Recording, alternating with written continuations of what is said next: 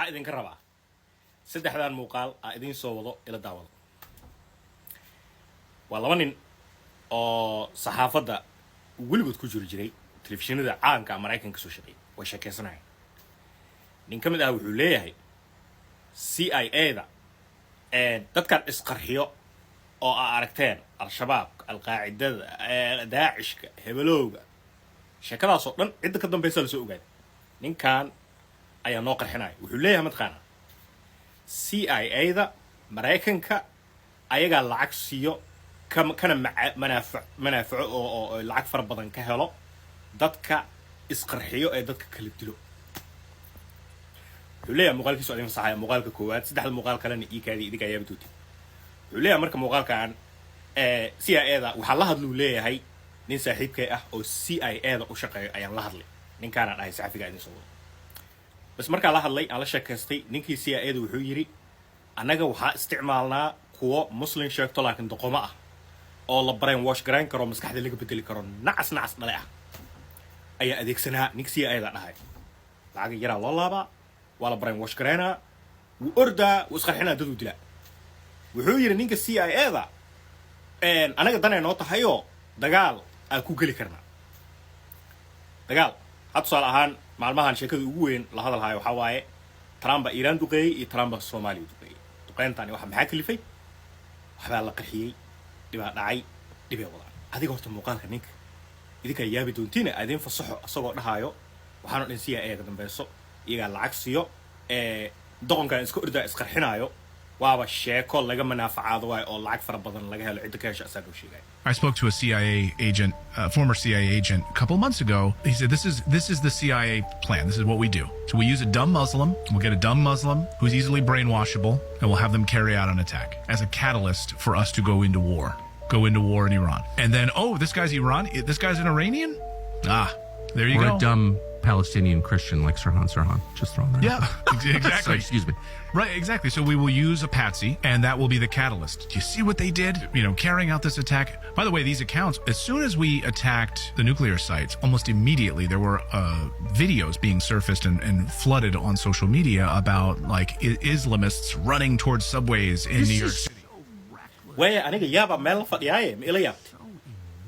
war 2006 ka hor Soomaaliya qof isqarxinayo doqon iska ordaayo masaajidka dad qarxinaya ma jiri jirin. doqon iska ordaayo maamooyinkii muslimiinta Soomaaliyeed oo soomano meel fadhiyo qarxinaya ma jiri jirin. shaqada ninkan noocdii adduunka waa maxaa la dhihi jiray bahashaas waay meesha ka soo gali lahayd meesha kula gashay waa laga dab galaa.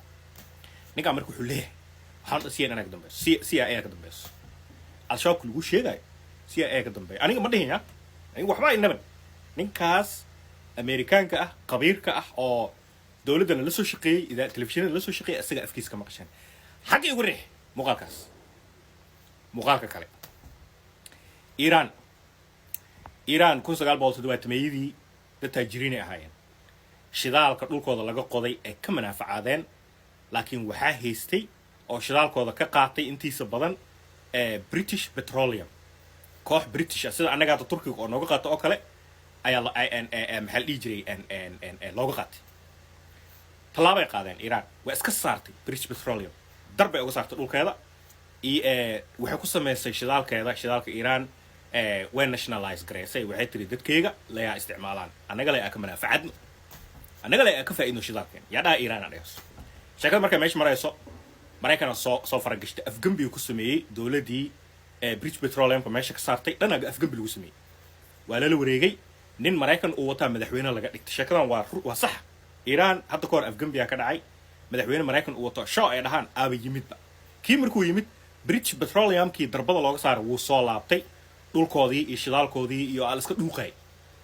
aniga ma idin leh ninkaas ayaa idin leh ila dhigayso. Same way that Iran wanting to nationalize its own oil and kick British Petroleum out of its country.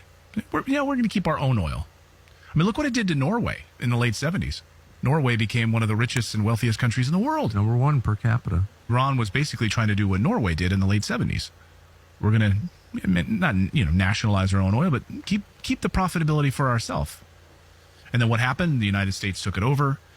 British Petroleum came back in. We installed the Shah. They end up using all of this oil, funneling off to other places, so it doesn't enrich the Iranians at all.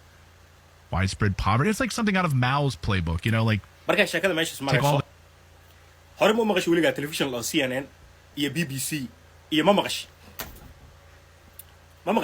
ma ku gaadeen ad koor waa saxsantaa dil lagu gaad telefishinadan iyo idaacadahan gebigoodaba waxay ka manaafacaadaan dagaal ay jecel yihiinba dagaal markuu dhaco wariye diraan wariyo oo microphone wato anigu iska daawana waa tuugo lacagtaas ay jabsadaan ninkaana si fiican ugu sheekeena 150%. So war is incredibly profitable. I mean, CNN was built on it, right? I mean, CNN's... Of course, it literally started or was brought to public attention during the war that your brother served in 1990.